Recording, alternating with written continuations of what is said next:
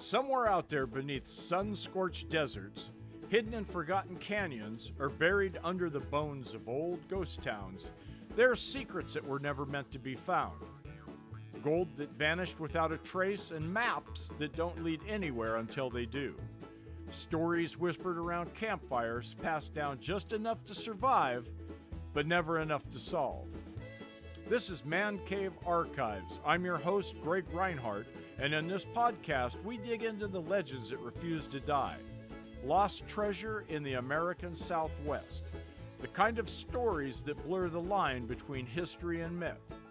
Outlaws, miners, and explorers, and ordinary folks who stumble into something extraordinary and paid the price for it.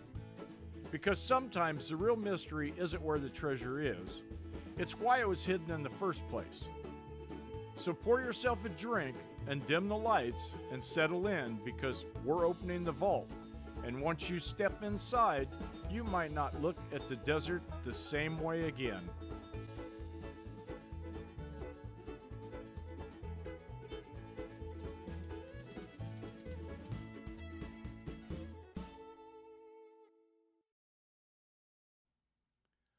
The Lost Treasure of Red River. In 1894, Bowie, Texas was the kind of place that didn't expect trouble, but was never far from it. It sat in Montague County, where the land stretches wide and dry, and the Red River carved a natural boundary to the north. Beyond that river lay Indian Territory, a place where jurisdiction blurred, and a man with a fast horse could disappear if he knew the ground. Bowie wasn't lawless. It had a sheriff, a bank, and the steady rhythm of a working town. But like many towns in North Texas, it lived with the understanding that danger didn't always announce itself. Sometimes it just rode in.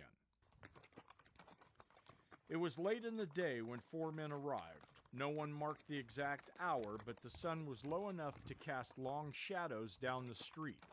The kind of light that makes it hard to read a man's face beneath his hat.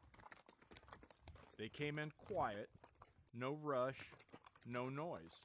Their horses were steady, but built for distance. To most folks watching, they looked like any other rider just passing through. But they didn't pass through. They stopped at the First National Bank. Two men dismounted and went inside, and the other two stayed outside, with one holding the reins and the other watching the street with stillness that didn't invite questions. Inside, the bank was closing for the day. The papers were being sorted, coins counted, the ordinary things a bank does at the end of an ordinary day. Then the tone changed. There's no record of shouting, no wild struggle, just quiet, controlled urgency. The banker was made to open the safe. They gathered the paper money first because it was light and easy to carry, but then came the gold. $10,000 in gold coins, which is very heavy and solid, the kind of weight that slowed a man down. Within minutes, it was over. The four men mounted up and rode out of Bowie, and it didn't take long for the word to spread in town. By nightfall, the sheriff had a posse formed. A bank robbery wasn't something they handled slowly, not with the Red River so close. They rode out at first light. The trail was clear. Four horses pushed hard, cutting north. The outlaws weren't hiding their tracks, not yet, because speed and distance mattered more. By midday, the land began to change. Softer ground, thicker brush, the kind of country where tracks didn't always stay where you left them. And then they saw it. The outlaws had stopped.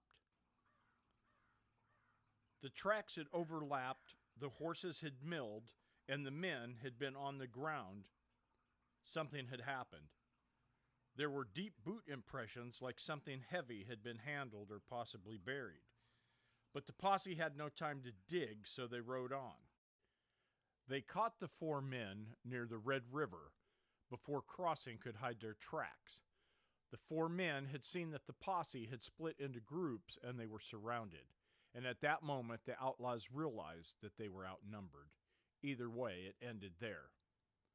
All 4 men were taken into custody and they were searched on the spot.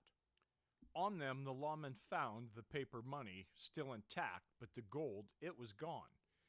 $10,000 in gold coin had vanished. The ground nearby told part of the story. The disturbed earth, marks in the soil, and signs of a brief stop, but nothing was ever found. The posse had dug around the area where the 4 men had made a brief stop, but they had found nothing.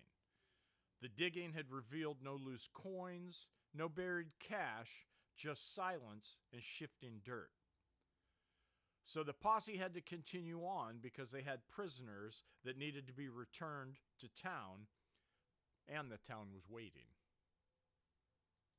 So they rode back to Bowie with what they had, the 4 men, the loose cash, but no gold coins. In the years that followed, men came back to that stretch of the Red River. They searched the banks and surrounding land and tried to read what time had erased. But the river changes things. It floods, shifts the ground, and landmarks disappear. What might have been clear in 1894 can be gone by the next season, and so the gold was never recovered. What Bowie got back was only part of what had been taken. The paper money was returned, but the $10,000 in gold coins simply disappeared. So somewhere between the bank vault and the Red River, buried perhaps in haste, hidden in a place for the men who believed that they could return to that same place, they never saw again. And out there along that river, where the ground still shifts, it may still be waiting. This is Man Cave Archives, and the past is never as far away as it seems, because out there, the truth is still waiting. Hidden, untouched, and out there in the dark, some secrets don't stay buried. They just wait for the next person to come looking.